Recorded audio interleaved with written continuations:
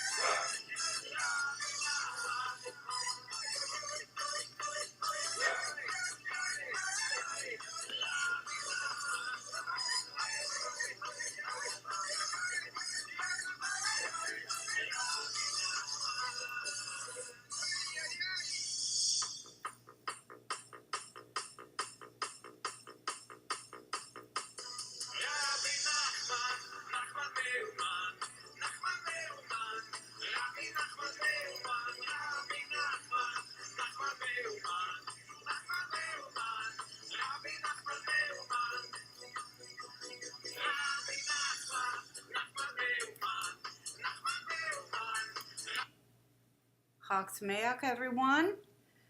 Nice group tonight. Let me put myself up here for a second. I know you can recognize me from my hair, but I thought I would disguise myself as best I could with all my gaudy stuff. The only problem with which is that my eyelashes keep hitting the glasses that I had to tie on underneath my rhinestones. So, Lanny, you can make some more funny jokes about it's not my fault because my nose is dripping because my eyes are watering. I'd love to welcome everybody here tonight. Nice group. Thank you all so much for coming. I can't quite see the names in the chat room, except I did see Erica pointed out Troy and Lanny are here. Guest 172, 145, 916, and 549. At least I can read the numbers. Let me start off by the bad news is that I've already had one computer crap out tonight, so thank goodness I have another one, which is what I'm using now, and I'm going to leave it up to you. If you can't hear me or if something happens, I may not be able to see it on my end, and I would appreciate you letting me know. Oh, thanks, Lanny, and thanks, guest 549. I really liked it. I'm sure that those of you who know me have already figured out I'm kind of an over-the-top, gaudy person who, in fact, is quite conservative when it comes to services. So figure that one out. Now you'll know why I love OneShul so much. I'm a little different. Let's go see what we're going to be doing tonight. And let me explain why we're doing this the way we're doing it. First of all, we are going to have a service. And then we're going to have what may stand in for the discussion section, which is a mitzvah and customs. Then we're going to start in with the blessings, the reading, the post-reading blessings, and the closing comments. So I already extended the service till 9:15, since you know I'm usually a hog with your precious time anyway. And because the service and the reading are the things that we need to be together for, I cut down on the time for the discussion about the mitzvah and the customs. So we're not going to be able to get into any depth on anything. We're not going to be able to address a lot of the questions that I actually would have loved to get into, like why isn't God mentioned in Esther? Did the events there really happen? Why are there such details about the palace in this book? So we're going to kind of go lightly on that so that the things that we need to be together for, we are together for. And that's the service. And I had a lot of latitude with the service, so I hope you're not surprised. Some of it you've seen with me before, but there, with a couple of exceptions, there really isn't too much prescribed for a Purim service. I did add what I could and picked out from a regular Muddy service what I thought was relevant, if you will. And so you can let me know what you think. But before anything else, what I wanted to start off with was, because I'm so happy to be with you guys tonight, I actually get to start off with this.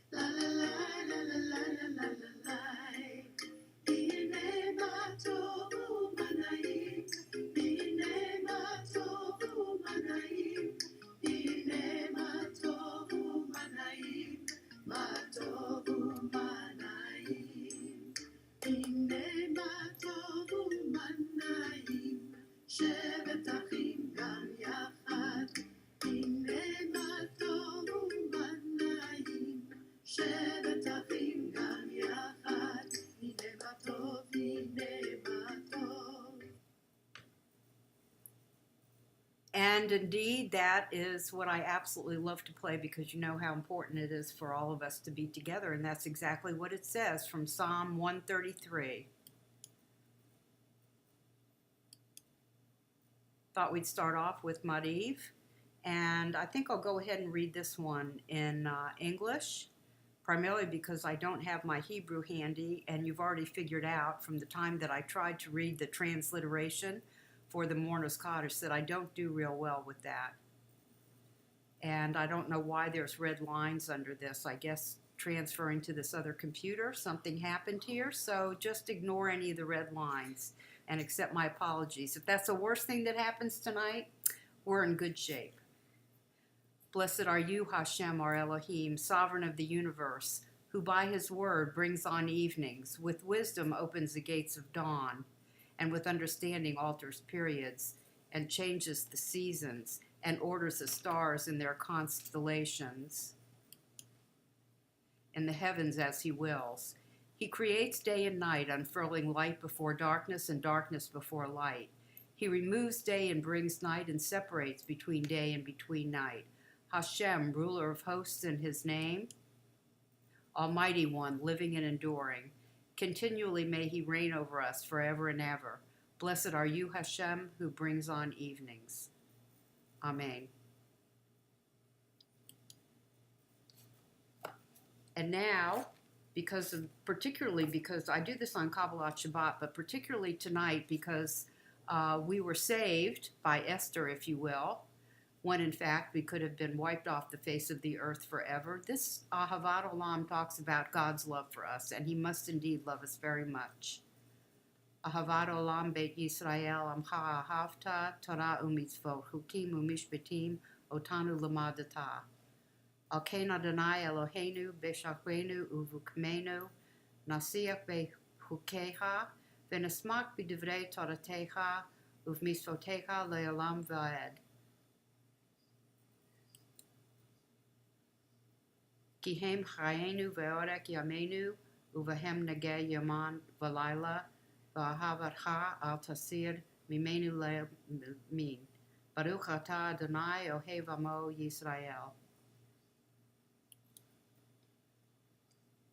And let me look at my dummy sheet here, and here we come to the Shema. I know it doesn't look like it here, but when I've been doing the Kabbalat Shabbat services, I've kind of been having things backwards. So I have corrected it here and be doing it correctly. What you're going to be hearing is singing of the first two lines of the Shema. And what I'm sure that you probably already know that the first line is from Deuteronomy 6. It's verse 4. The second line isn't even in the Torah or the Tanakh anywhere. It's a rabbinic addition. So we're going to hear the first two lines, one of which is a rabbinic addition, one of which is in Deuteronomy, and then we'll move on and say the rest of the Shema, which is Deuteronomy 6, 5 through 9 together.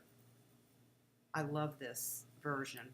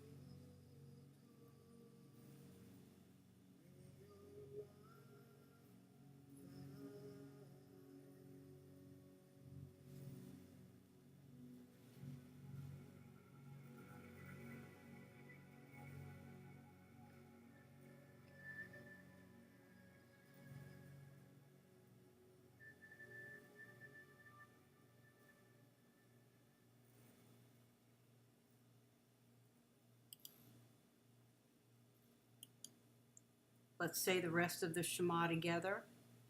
You shall love Adonai your God with all your heart, with all your soul, and with all your might. And these words which I command you today shall be in your heart. You shall teach them diligently to your children. And you shall speak of them when you are sitting at home, and when you go on a journey, and when you lie down. and when you rise up. You shall bind them as a sign on your hand, and they shall be jewels between your eyes. You shall inscribe them on the doorposts of your house and on your gates.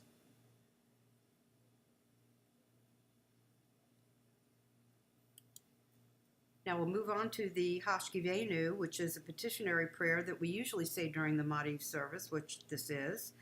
And we're petitioning to be able to lie down in peace at night and to return to life the next day. May we lie down, Hashem, our Elohim, in peace, and may we arise, our sovereign, to life. Spread over us the shelter of your peace. Guide us with your good counsel, and save us for the sake of your name.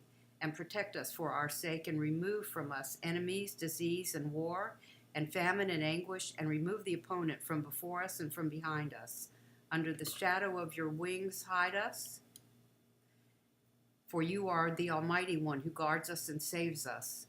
For you are the Almighty Sovereign of mercy and compassion.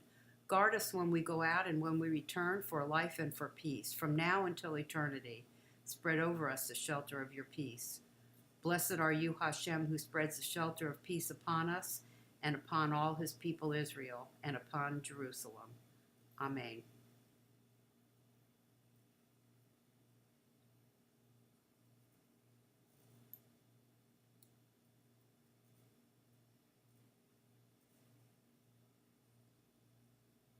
Steve, hi, how are you tonight? I didn't see you there earlier. Accept my apologies. Welcome.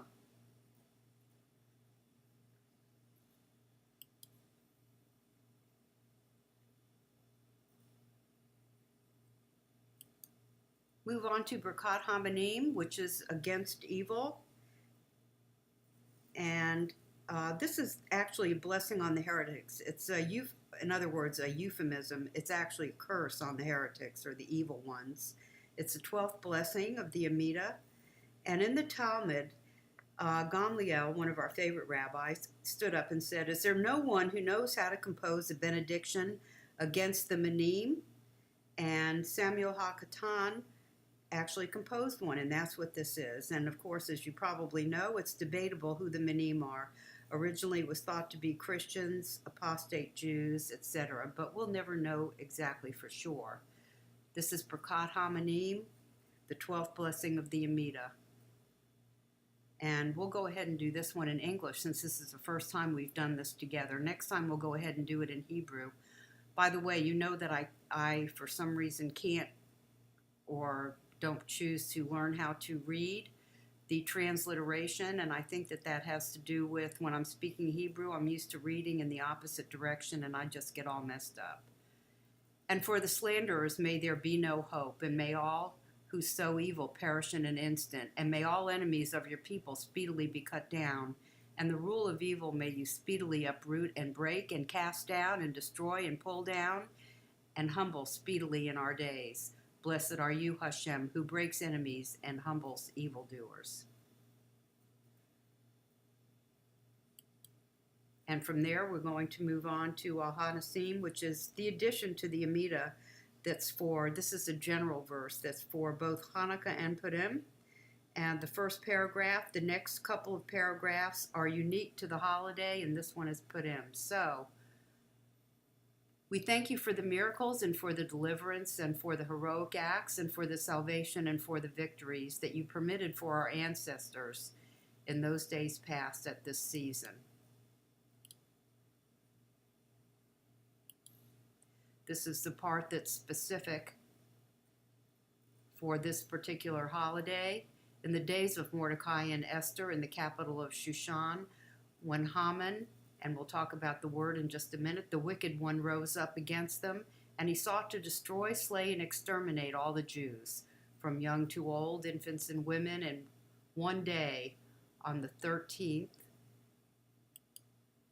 of the 12th month, which is the month of Adar, and their possessions to be plundered. But you in your abundant mercy nullified his counsel and frustrated his intention, and returned to him his recompense upon his own head, and they hanged him and his sons at the gallows.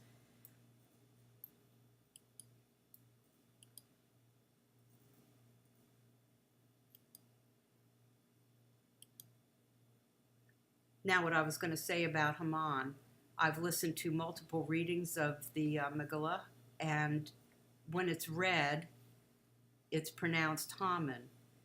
If the rabbis are just talking about him, they say Haman. So goodness knows what I'm going to wind up saying tonight. And as you know, when we go through the reading itself, that when you hear the name, you're supposed to wipe it out.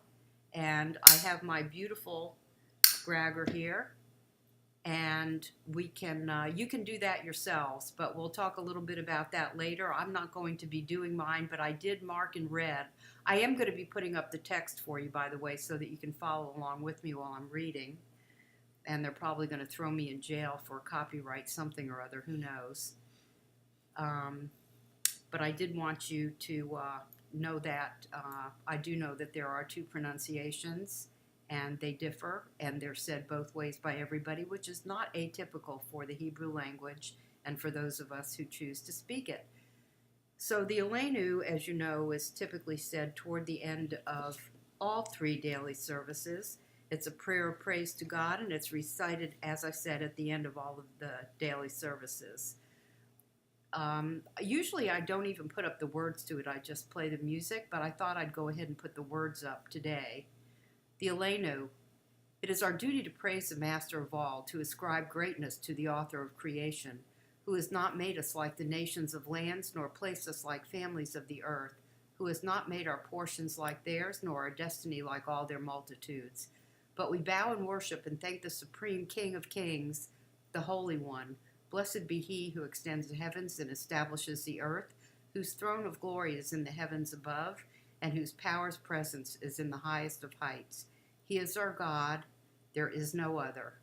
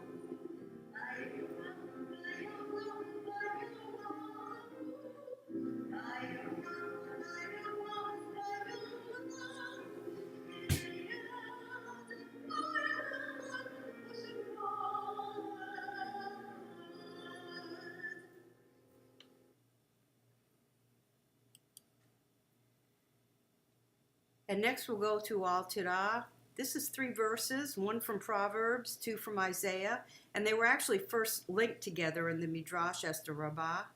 After the decree against the Jews was given to Haman, he was rejoicing with some of his cohorts, and he ran into Mordecai.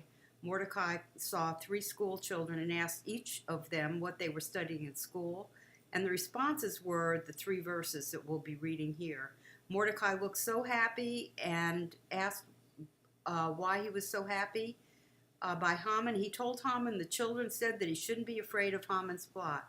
Haman was so mad that he said he was going to kill the children first. Al Tirah, be not afraid. Do not be afraid of a sudden terror or of the devastation of the wicked that may come.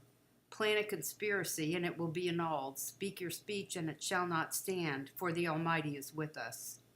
Even until your old age I remain unchanged. Even until your elder years shall I carry you.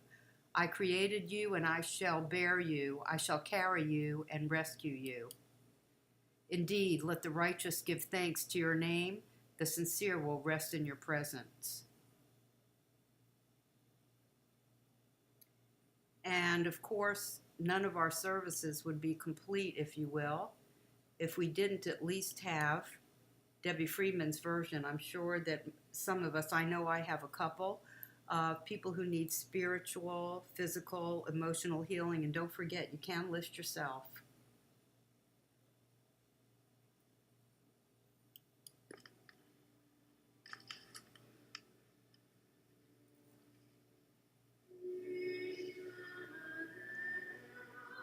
I'd like to say a prayer for my friend Terry, who's recovering from cancer surgery.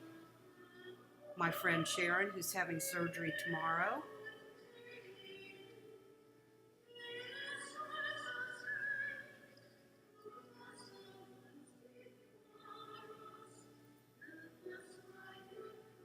I also, by the way, am going to say here, for those of you who are here, you know or remember Gus, one of our regulars, is not physically ill, but she's going through a really rough time right now. I would like us all to send her our love to her, and she'll be back with us soon. She does watch the replays.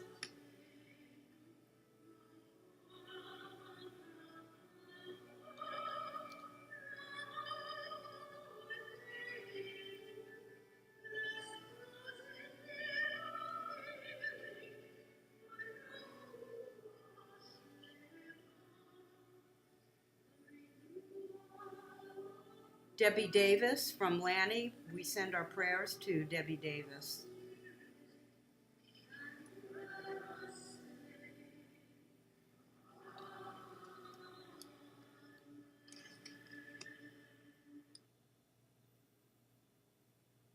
If you have anybody else you want to put in, feel free. Now, as you know, there are the 4 laws of Purim, and this little cartoon is about one of them. So after the evening Megillah reading, Dad, we don't have a poor person to invite to our Purim meal tomorrow. You're right, Yossi. Let's try the orphanage.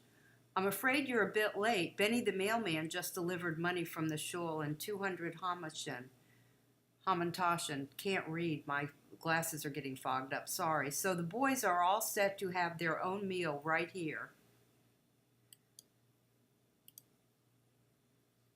Now Yossi's going to an old lady's house. That's very sweet offer, Yossi, but Benny the mailman just brought me enough food to feed myself and some cousins. And then he goes to what's probably a homeless person sitting on a bench. Any other time I'd jump at the invite, Yossi, but I know Benny the mailman was here.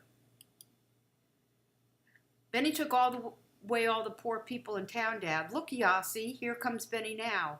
Benny, there's not one poor person left in town. You're wrong, Yossi, there's one left. I got so carried away I forgot to leave something for myself. Probably a little tacky to include this tonight, but I couldn't resist. So let's look at these 4 mitzvot. I'll go ahead and take myself out of the corner here. Well, maybe I won't.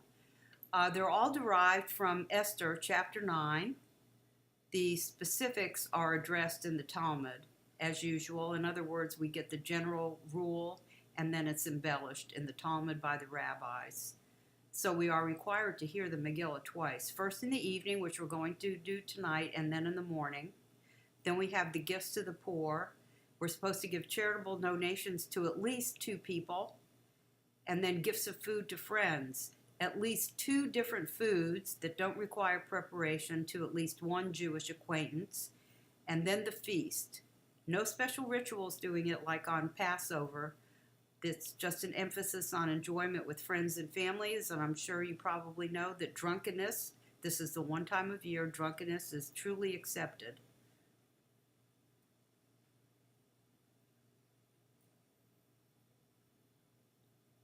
I was just, Erica was getting my attention telling me that Vicky has joined us. Everybody welcome Vicky. Hi, Vicky. Glad you made it tonight.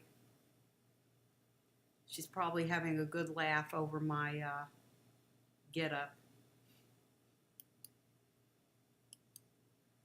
So what about the current customs? The commemoration of the half shekel is in memory of the time when the Israelites donated half a shekel to the temple treasury. Nowadays, 3 coins, and that's 3 because the half shekel is mentioned 3 times in Exodus, where this custom is derived. We put on costumes. Gee, what a surprise. Look at your screen. And I meant to ask, is anybody here have a costume on? Type in yes, no, or otherwise. Plays and parades are common, particularly for the kids. And for the food, Hamantaschen, Kreplach. And Lanny, didn't I see that you had written in that you had prepared some food? Please send me a picture. Whoopsie daisy here.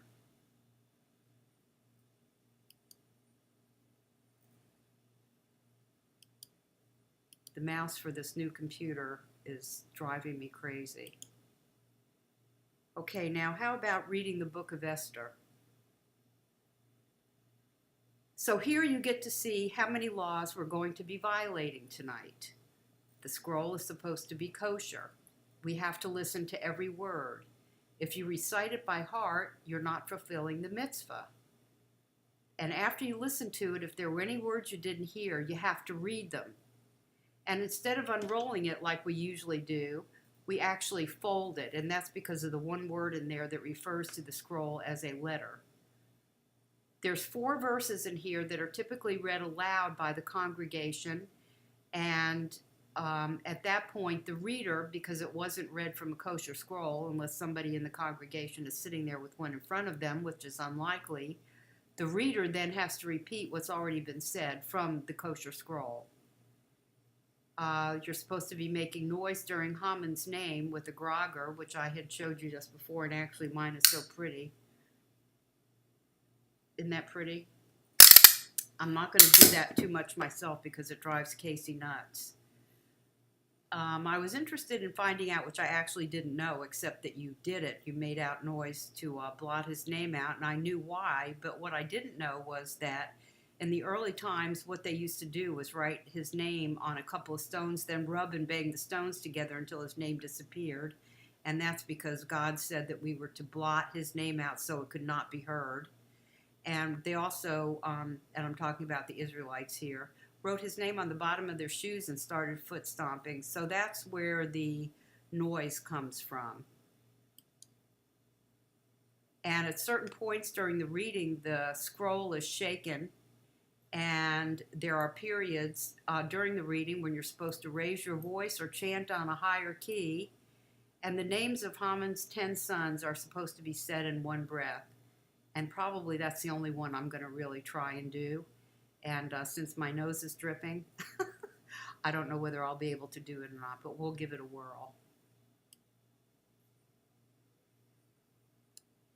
Now, I don't know how good your geography is, but mine wasn't particularly terrific, where all these events took place. The palace that we're going to be hearing and reading about is in Shushan, which is in what is now western Iran. And this is a map of it, so you can kind of get the lay of the land and a feel for where it is and what we're talking about. Oh, you put a picture of Hamantaschen on Facebook. That's great. All right, now we do have 3 blessings. And again, these blessings, they're not required by law per se. These were added by the rabbis in the Talmud. 3 blessings before we read. Baruch atah Adonai Eloheinu melech haolam asher kiddushanu b'mitzvotav v'tzivanu al mikra Megillah. Baruch atah Adonai Eloheinu melech haolam she'asa nisim la'avotanei b'yamim hahem b'azman hazeh.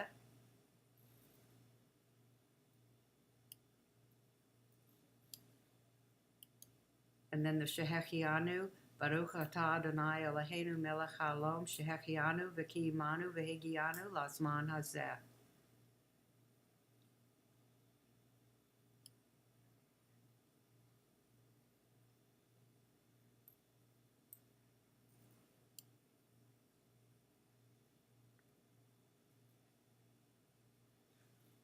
Now, I hope you can see these pages. Can you read them? And I'm going to do my best. I'm going to take myself out of the screen here so that you can see the whole thing. And I'm going to be reading not from the screen.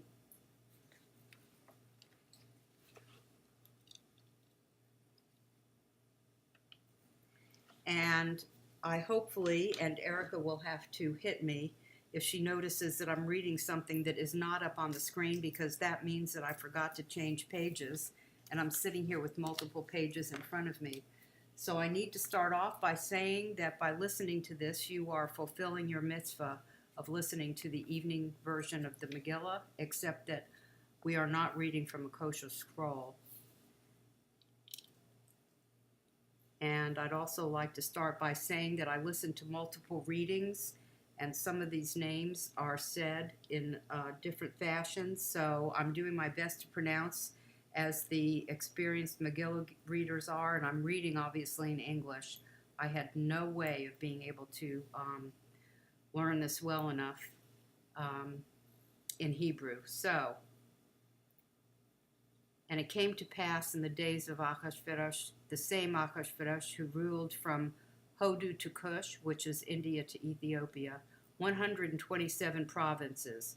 In those days, when King Achashverosh sat on his royal throne, which was in Shushan the capital, in the 3rd year of his reign, he made a feast for all his ministers and servants, the army of Persia and Media, the nobles and all the ministers of the provinces in his service. For many days, 180 days, he displayed the glorious wealth of his kingdom and the splendorous beauty of his majesty. And when these days came to an end, the king made a 7-day feast in the courtyard of the king's palace garden for all the people in Shushan, the capital noblemen and commoner alike. There were hangings of white, green, and blue, held by cords of linen and purple wool to silver rods and marble pillars. There were divans of gold and silver on a floor of alabaster and marble, arranged in patterns of rows and circles. Drinks were served in golden vessels of assorted design, and the royal wine was in abundance as befitting the king. The drinking was by law, without force, for so the king ordered all the stewards of his household to comply with each man's wish.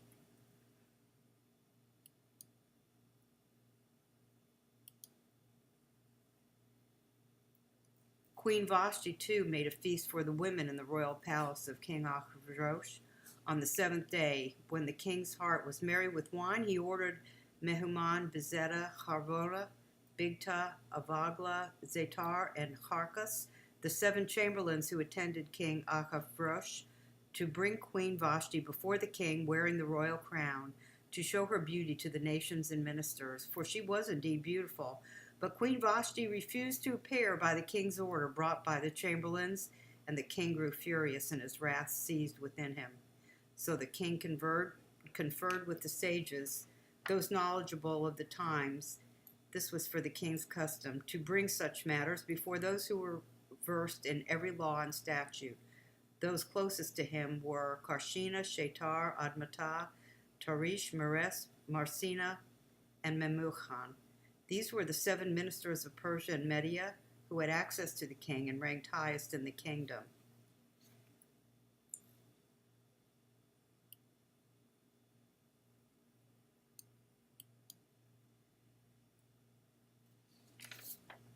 He asked them, by law, what should be done with Queen Vashti for failing to obey the order of King Achashverosh, bought by the chamberlains?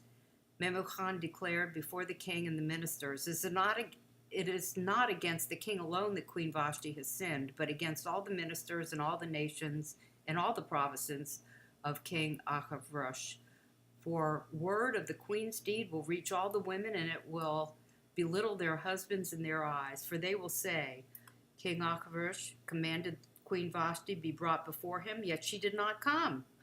This very day the noble women of Persia and Media who have heard of the queen's deed will repeat it to all the king's nobles, and there will be much disgrace and anger.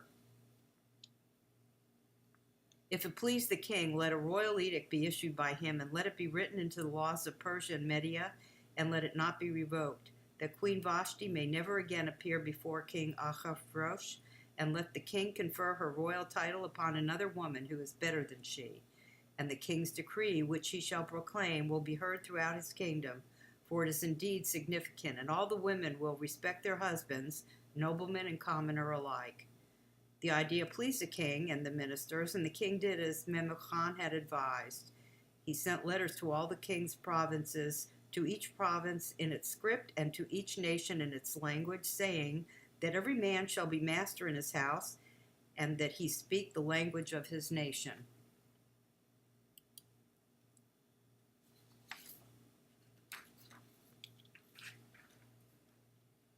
After these events, when King Ahasuerus' wrath had abated, he remembered Vashti and what she had done and what had been decreed upon her. So the king's attendants advised, let beautiful virgin girls be sought for the king, and let the king appoint officers in all the provinces of his kingdom, and let them gather every beautiful virgin girl to Shushan the capital, to the harem, under the charge of Haggai, chamberlain of the king, custodian of the women, and let their cosmetics be provided.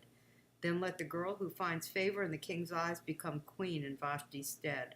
The plan pleased the king, and he acted accordingly.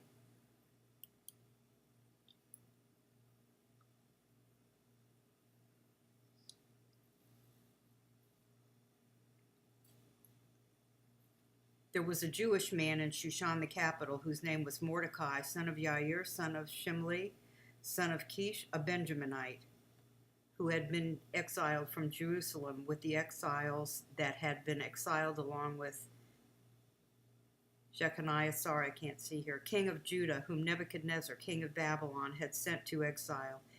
He had raised his cousin Hadassah, also called Esther, for she had neither father nor mother.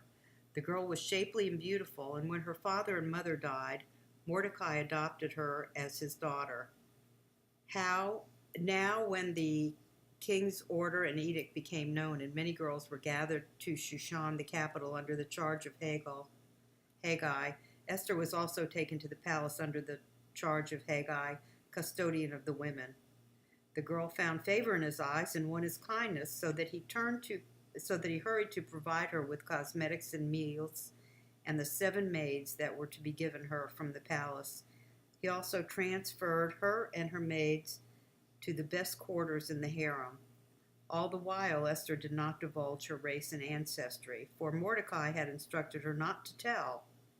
Every day, Mordecai would stroll in front of the harem courtyard to find out how Esther was faring and what would be done with her. Now, when each girl's turn came to go to King Ahasuerus, after undergoing the prescribed 12-month care for women, for only then would their period of beauty care be completed, 6 months with oil of myrrh and 6 months with perfumes and women's cosmetics, with which each girl would appear before the king, she would be provided with whatever she requested to accompany her from the harem to the palace. In the evening she would go to the king, and in the morning she would return to the second harem under the charge of Shashgaz, the king's chamberlain, custodian of the concubines. She would not go to the king again unless the king desired her, whereupon she would be summoned by name. And when the time came for Esther, daughter of Avichail, uncle of Mordecai, who had taken her as a daughter, to go to the king, she did not ask for a thing other than that which Haggai, the king's chamberlain, custodian of the women, had advised. And Esther found favor in the eyes of all who saw her. Esther was taken to King Ahasuerus to his palace in the 10th month, which is the month of Tevet, in the 7th year of his reign. And the king loved Esther more than all the women, and she won his favor and kindness more than all the virgins. He placed a royal crown on her head and made her queen in Vashti's stead. Then the king made a grand feast for all his ministers and servants, the feast of Esther. He lowered taxes for the provinces and gave peasants presents befitting the king. And when the virgins were gathered a second time, Mordecai was sitting at the king's gate. Esther would still not divulge her ancestry or race as Mordecai had instructed her. Indeed, Esther followed Mordecai's instructions, just as she had done while under his care. In those days, while Mordecai sat at the king's gate, Bigtan and Teresh, 2 of king's chamberlains, from the threshold guards became angry and planned to assassinate King Ahasuerus. The matter became known to Mordecai, and he informed Queen Esther. Esther then informed the king of it in Mordecai's name.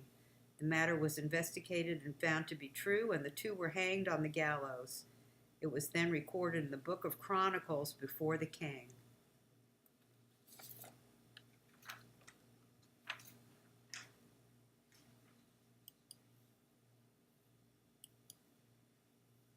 After these events, King Ahasuerus promoted Haman, son of Hammedatha, the Agagite, and advanced him. He placed his seat above all the fellow ministers. All the king's servants at the king's gate kneeled and bowed before Haman.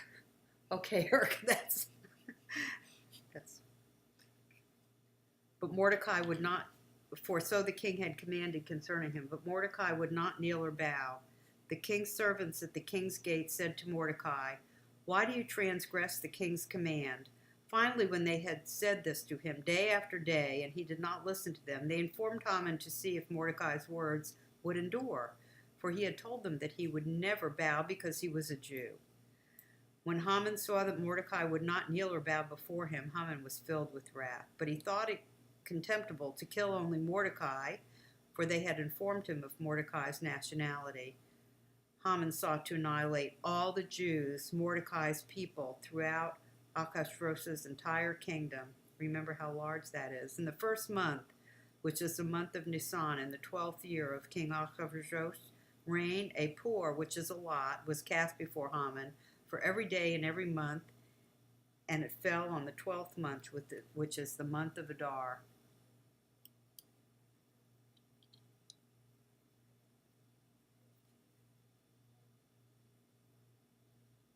Haman said to King Ahasuerus, "There is one nation scattered and dispersed among the nations throughout the provinces of your kingdom, whose laws are unlike those of any other nation, and do not obey the laws of the king. It is not the king's interest to tolerate them.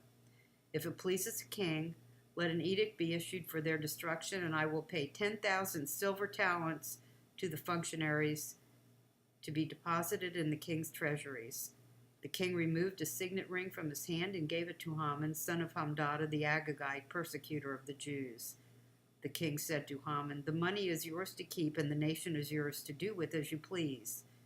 The king's scribes were then summoned on the 13th day of the first month, and all that Haman commanded to the king's satraps and the governors of each province and to the nobles of each nation was written to each province according to its script and each nation according to its language. It was written in King Ahasuerus' name and sealed with the king's signet ring. Letters were sent with couriers to all the provinces of the king to annihilate, murder, and destroy all the Jews, young and old, children and women, on one day, the 13th day of the 12th month, which is the month of Adar, and to plunder their possessions.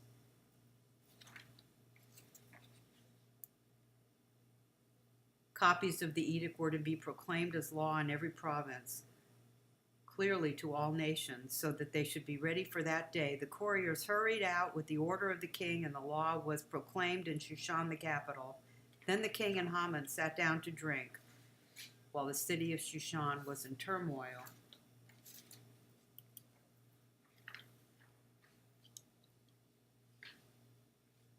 Mordecai knew all that had occurred, so Mordecai tore his clothes in mourning and put on sackcloth and ash. He went out into the city crying loudly and bitterly. He went up until the king's gate, for it is improper to enter the king's gate wearing sackcloth. And in every province, wherever the edict of the king and his law reached, there was great mourning among the Jews, with fasting, crying, and wailing. Sackcloth and ash were spread out for the masses. Esther's maids and chamberlains came and told her about it, and the queen was terrified. She sent garments with which to dress Mordecai so that he would remove his sackcloth from upon him, but he did not accept them. Esther summoned Hathach, one of the king's chamberlains, whom he had placed in her service, and she commanded him to go to Mordecai to find out the meaning of this and what it was about. Hathach went to Mordecai, to the city square that was in front of the king's gate, and Mordecai told him about all that had happened to him and about the sum of money that Haman had promised to pay the king's treasuries for the right to destroy the Jews.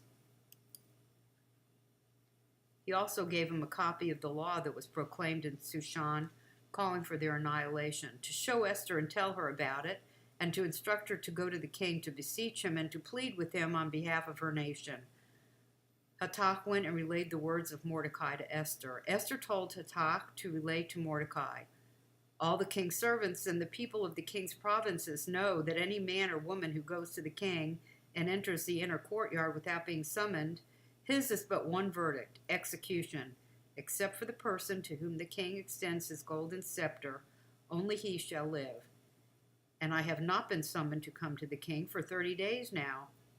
They relayed Esther's words to Mordecai, and Mordecai said to relay to Esther, "Do not think that you will escape the fate of all the Jews by being in the king's palace, for if you will remain silent at this time, relief and salvation will come to the Jews from another source, and you and the house of your father will be lost. And who knows if it is not for just such a time that you have reached this royal position." Esther said to relay to Mordecai, "Go and gather all the Jews who are in Shushan and fast for my sake. Do not eat and do not drink for 3 days, night and day. My maids and I shall also fast in the same way. Then I shall go to the king, though it is unlawful, and if I perish, I perish." Mordecai then left and did all that Esther had instructed.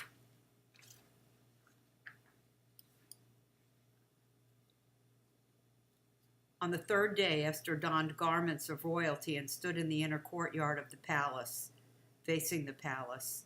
The king was sitting on his royal throne in the palace, facing the palace entrance. When the king saw Queen Esther standing in the courtyard, she found favor in his eyes. The king extended to Esther the golden scepter that was in his hand, and Esther approached and touched the tip of the scepter. The king said to her, "What is it, Queen Esther? What is your request? Even if it be half the kingdom, it will be granted you." Esther said, "If it please the king, let the king and Haman come today to the feast that I have prepared for him." The king said, "Tell Haman to hurry and fulfill Esther's bidding." And the king and Haman came to the feast that Esther had prepared. At the wine feast, the king said to Esther, "What is your plea? It will be granted you. What is your request? Even if it be half the kingdom, it shall be fulfilled." So Esther replied and said, "My plea and my request. If I have found favor in the king's eyes, and if it please the king to grant my plea and fulfill my request, let the king and Haman come to the feast, and I shall prepare for them tomorrow, and tomorrow I shall fulfill the king's bidding." That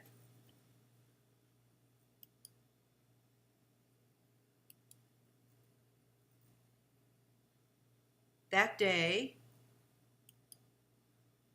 Haman left happy and content. But when Haman saw Mordecai at the king's gate, and Mordecai neither rose nor trembled before him, Haman was filled with wrath against Mordecai. Haman restrained himself and went to his house and sent for his friends and his wife Zeresh. Haman told them of his glorious wealth and his many sons, and all about how the king had promoted and raised him above all the king's ministers and servants. Then Haman said, "In addition, along with the king, Queen Esther invited only me to the feast that she prepared. Tomorrow, too, I am invited to her feast along with the king. Yet all this is worthless to me whenever I see Mordecai the Jew sitting at the king's gate."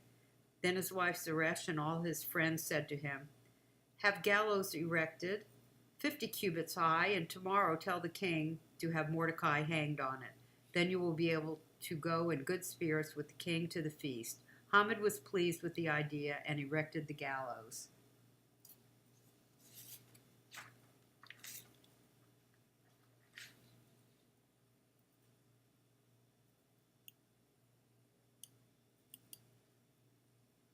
That night the king's sleep was disturbed. He ordered that the book of records, the Chronicles, be brought and that they be read before the king. It was found written that Mordecai had informed on Bigtan and Teresh, 2 of the king's chamberlains from the threshold guards, who had planned to assassinate King Achashverosh. The king asked, "What splendor and honor has been accorded to Mordecai for this?" "Nothing was done for him," the king's attendants replied. "Who is in the courtyard?" asked the king, and just then Haman had come to the outer courtyard of the king's chambers to tell the king to hang Mordecai on the gallows he had prepared for him. "Haman is standing in the courtyard," the king's attendants answered him. "Let him come in," said the king. Haman entered, and the king said to him, "What should be done for a man whom the king wishes to honor?" Now Haman said to himself, "Who would the king wish to honor more than me?" So Haman said to the king, "For a man whom the king wishes to honor, let them bring a royal garment that the king has worn, and a horse upon which the king has ridden, and upon whose head the royal crown has been placed. And let the garment and the horse be entrusted to the hands of one of the king's noble ministers, and they shall dress the man who the king wishes to honor, and lead him to the horse through the city square, proclaiming before him, 'So is done for the man whom the king wishes to honor.'" The king said to Haman, "Hurry, take the garment and the horse, just as you have said, and do just so for Mordecai the Jew, who sits at the king's gate. Do not leave a thing from all that you suggested." So Haman took the garment and the horse and dressed Mordecai, and he led him through the city square and proclaimed before him, "So is done for the man whom the king wishes to honor." Then Mordecai returned to the king's gate, while Haman hurried to his house, miserable, his face covered. Haman told his wife Zeresh and all his friends about all that had happened to him. And his wise men and his wife Zeresh told him, "If this Mordecai, before whom you have begun to fall, is of Jewish descent, you will not prevail over him, for you will certainly fall before him." While they were still talking with him, the chamberlains of the king arrived, and they rushed to bring Haman to the feast that Esther had prepared.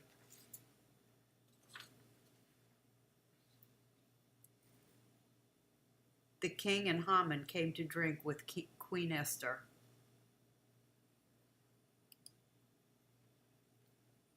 And again on the second day, the king said to Esther during the wine feast, "What is your plea, Queen Esther, and it will be granted you? What is your request? Even if it be half the kingdom, it will be fulfilled." Queen Esther replied and said, "If I have found favor in your eyes, O king, and if it please the king, let my life be granted me by my plea, and that the life of my people by my request. For my people and I have been sold to be annihilated, killed, and destroyed. Had we been sold as slaves and maidservants, I would have kept silent, but indeed the persecutor is not bothered by the king's loss." King Ahasuerus said to Queen Esther, "Who is this, and which one is he that he has the audacity to do such a thing?" "A man who is persecutor and an enemy, this evil Haman," Esther replied, and Haman shuddered in the presence of the king and the queen. The king arose in wrath and left the wine feast and went to the palace garden, while Haman stood up to beg Queen Esther for his life, for he realized that the king's hostility towards him was irrevocable.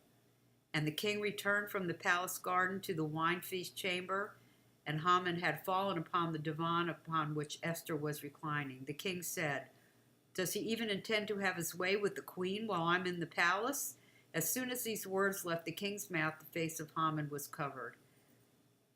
Then Harbonah, one of the chamberlains that attended the king, said, "In addition, there is a gallows that Haman erected for Mordecai, who spoke for the king's good standing at Haman's house, 50 cubits high. Hang him upon it," said the king, and they hanged Haman on the gallows that he had prepared for Mordecai, and the king's wrath abated. On that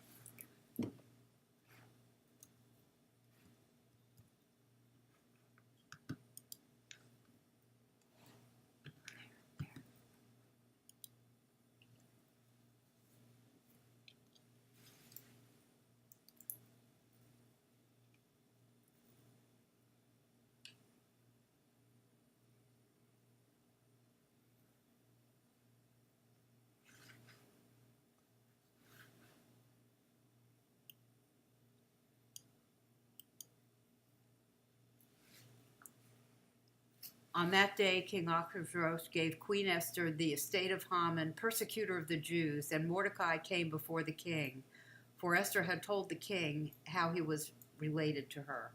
And the king removed his signet ring which he had taken from Haman and gave it to Mordecai. and Esther put Mordecai in charge of Haman's estate. Esther again spoke before the king and fell before his feet, and she cried and begged him to nullify the evil decree of Haman against the Agagite and his plot that he had plotted against the Jews. The king extended the golden scepter to Esther, and Esther rose and stood before the king. She said, "If it please the king, and if I have found favor before him, and the idea is proper to the king, and I am pleasing in his eyes, let an order be issued ordering the withdrawal of the letters containing the plot of Haman, son of Hammedatha the Agagite, in which he ordered the destruction of the Jews throughout the king's provinces. For how can I behold the calamity that will befall my people, and how can I behold the destruction of my race?" King Ahasuerus said to Queen Esther and Mordecai the Jew, "See, I have given Haman's estate to Esther, and he himself was hanged on the gallows for raising his hand against the Jews. Now you can issue decrees concerning the Jews as you please, in the king's name and sealed with the king's signet ring. For an edict written in the king's name and sealed with the king's signet ring cannot be withdrawn." The king's scribes were then summoned in the 3rd month, which is the month of Sivan, on its 23rd day, and an edict was written according to all that Mordecai instructed the Jews, the satraps, the governors, and the nobles of the provinces from Hodu to Cush, 127 provinces, each province according to its script, and to each nation according to its language, and to the Jews according to their script and language. He wrote it in King Ahasuerus' name and sealed it with the king's signet ring. He sent the letters by couriers on horseback, riding mules, bred of mares from the king's stables, saying that the king had showed the Jews of every city to gather and stand up for their lives, to annihilate, kill, and destroy every army of any nation or province that might attack them, including their children and women, and to plunder their possessions.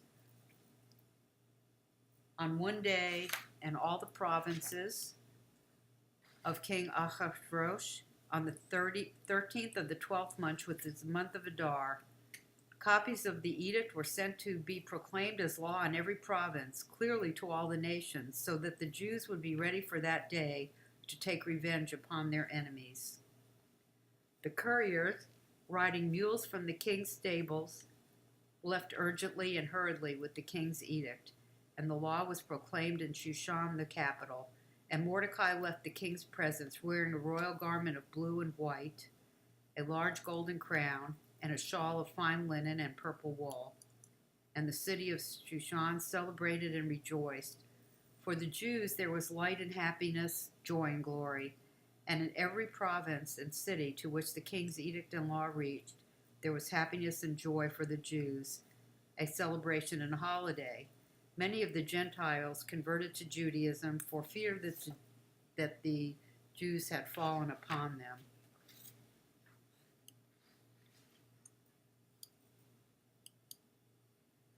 On the 13th day of the 12th month, which is the month of Adar, when the time for the carrying out of the king's edict and law had arrived, on the day of the enemies of the Jews had thought they would dominate them, the situation was reversed. The Jews dominated their enemies. The Jews gathered in their cities throughout the provinces of King Ahasuerus to attack those who sought to harm them. No man stood in their way, for fear of them had fallen upon all the nations, and all the ministers of provinces, the satraps, the governors, and the king's functionaries honored the Jews, for fear of Mordecai had fallen upon them. For Mordecai was prominent in the king's palace, and his fame was spreading throughout the provinces. For Mordecai was growing in power, and the Jews struck at their enemies with the sword, killing and destroying, and they did with their enemies as they pleased. In Shushan the capital, the Jews killed and destroyed 500 men. They killed Parshandata, Dalphon, Espada, Parada, Adalia, Aridata, Parmashta, Arisai, Aridai, Vaista, sons of Haman, son of Hammedatha, persecutor of the Jews, but they took none of the spoils.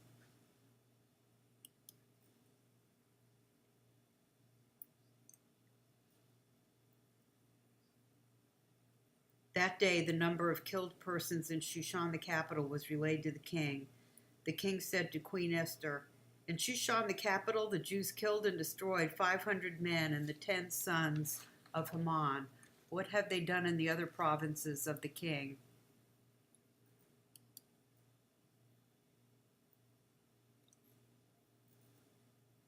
"What is your plea? It will be granted to you. What is your additional request? It will be fulfilled." Esther replied, "If it please the king, let the Jews of Shushan be allowed to do tomorrow what was lawful today, and let the 10 sons of Haman be hanged on the gallows." The king ordered this done, and the law was proclaimed in Shushan, and the 10 sons of Haman were hanged. So the Jews of Shushan gathered again on the 14th day of the month of Adar, and killed 300 men in Shushan, but took none of the spoils. And the rest of the Jews of the king's provinces gathered and stood up for their lives to relieve themselves of their enemies, and killed 75,000 of their foes, but took none of the spoils. On the 13th day of the month of Adar, and they rested on the 14th day, and made it a day of feasting and rejoicing. And the Jews of Shushan gathered on the 13th and 14th of Adar, and rested on the 15th, and made it a day of feasting and rejoicing. Thus the Prazi Jews, who live in the unwalled cities, make the 14th day of the month of Adar a holiday, a day of feasting, rejoicing, and sending portions of food one to another. Now Mordecai recorded these events and sent letters to the Jews throughout the provinces of King Ahasuerus, near and far, instructing them to obligate themselves to celebrate annually the 14th and 15th days of the month of Adar, like the days upon which the Jews were relieved of their enemies, and the month which had been transformed for them from one of sorrow and to joy, from mourning to festivity, to make them days of feasting, rejoicing, sending food portions one to another, and giving gifts to the poor. And the Jews accepted as an obligation that which they had begun to observe, and that which Mordecai had written to them. For Haman, son of Hamdata the Agagite, persecutor of all the Jews, plotted against the Jews to destroy them, and he cast a pur, which is a lot, to shatter them and destroy them. But when she came before the king said and ordered letters to be written to the effect that Haman's evil plot against the Jews be returned upon his own head, and he and his sons were hanged upon the gallows. For this day did they call these days Purim, after the Pur, because of all the events of this epistle, which explains what happened to them and why they saw fit to establish the holiday. The Jews established and accepted upon themselves and upon their descendants and upon all who might convert to their faith to annually celebrate these 2 days in the manner described here on their proper dates, never to be abolished. And these days are commemorated and celebrated in every generation, by every family, in every province, and every city. And these days of Purim will never pass from among the Jews, nor shall their memory depart from their descendants.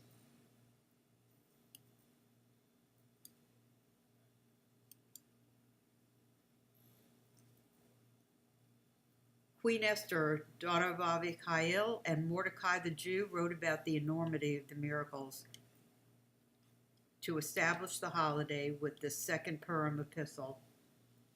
And he sent letters to all the Jews, to the 127 provinces of Ahasuerus' kingdom, word of peace and truth, instructing them to observe these days of Purim on their proper dates, in the manner established for them by Mordecai the Jew and Queen Esther, just as they had accepted upon themselves and upon their descendants the observance of the fast and their lamentations.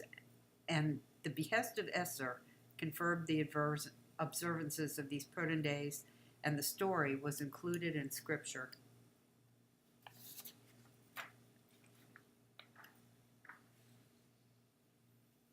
King Ahasuerus levied a tax upon the mainland and the islands of the sea, and the entire history of his power and strength and the account of Mordecai's greatness, whom the king had promoted, are recorded in the book of Chronicles of the kings of Media and Persia. For Mordecai the Jew was second to King Ahasuerus, a leader to the Jews and loved by his many brethren. He sought the welfare of his people and spoke peace for all their descendants.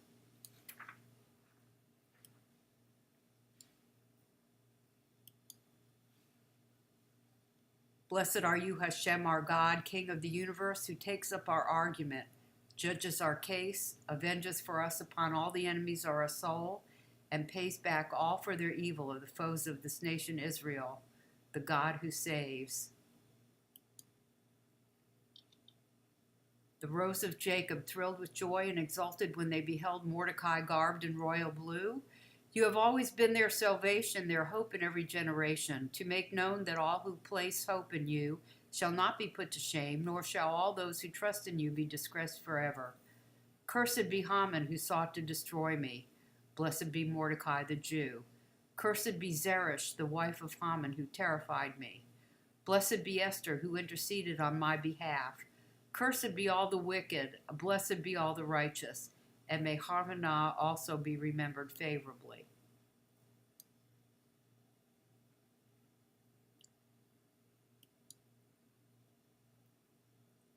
I had a lot of you stay with me, and I'm very grateful. And if you'll excuse me a minute, I'm going to have to blow my nose here, because if I want to put my face up again, it's full of drippings.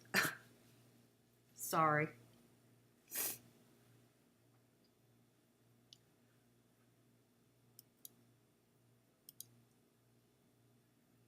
There I am. Maybe you can't see. I hope.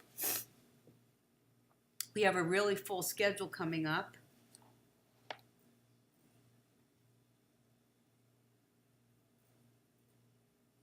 Thank you, thank you, thank you. And I know that I messed up a little bit. I don't want to make an excuse, but some of it had to do with the fact that my glasses were actually steaming up. We have a lot of things coming up. Not only this month, but most importantly, in April, if you look at the calendar here, remember last time I saw you for Shabbat, I told you were going to get sick of me. Look at my name there during April.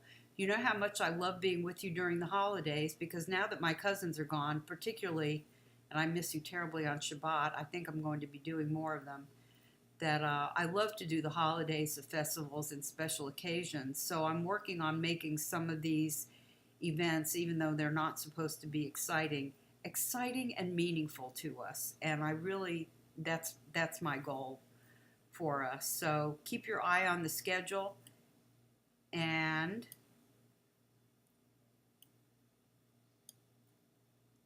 you know, I always have to ask you to donate. We're all volunteers here. Me and Kimberly's going to be our next volunteer, and I'm probably going to be haunting some of you, if I may do so now, to come and help out with anything. You can present a class, lead a service, write an article, make a video, and we would really like to continue our work, but there's some things like paying Ustream so that we can stream for you that volunteers can't do. The other thing that I just wanted to mention in passing is that I have asked Rabbi Patrick if I can be someone who directly posts on the OneShul Facebook page. I went ahead and joined Facebook primarily for that purpose, and I'm not quite sure how to use it yet. But if you are a member of Facebook, if you would periodically do me a favor and check on the OneShul site for some of my posts. Lots of times during the week I think of all of you and I have questions I want to ask, and I think that that's a good place for me to be asking them. I adore you all, which all of you know. So here is my email address. I still have yet to hear from too many of you, but I would love to hear from you about anything, good, bad, anything you want to see done, not done, anything different. And I wanted to remind you also that we have a new program that I'm really excited about. And I say I'm excited about because you know I'm the director of outreach for Darshan Yeshiva, and we're bringing in a new program. It hasn't started yet, but we're going to be doing bar and bar mitzvahs, probably starting with the adults and then moving into the children. And we've already had some of the Jews by choice in our program and elsewhere ask us about information for this. It portends to be very exciting, and I'm kind of thrilled about it. So you've probably gotten the promo from Rabbi Patrick, and I'm going to move my papers out of the way here so I can look to see who's still here. Troy, you're still with us. Lanny, I love you. Hugs, hugs, hugs. Guest 749. And I'm going to go ahead and sign off now. I thank you very much for staying with me. And I actually timed that. It's 3 minutes early since I booked this until 9:15. Thank you all very much. I miss you. Jeff is going to tomorrow night. He was good enough to swap with me. He's going to do Torah tomorrow. And I will be with you on another Friday the 13th for Kabbalat Shabbat. And I hope you'll come. As I told you, my cousins aren't here with me. And the only person who's been with me now on Shabbat is Lanny, because I play him for my Chodesh. So thank you, Lanny. You're here with me. You're my only one on Shabbat. I'd like to wish you all Chag Sameach and good night.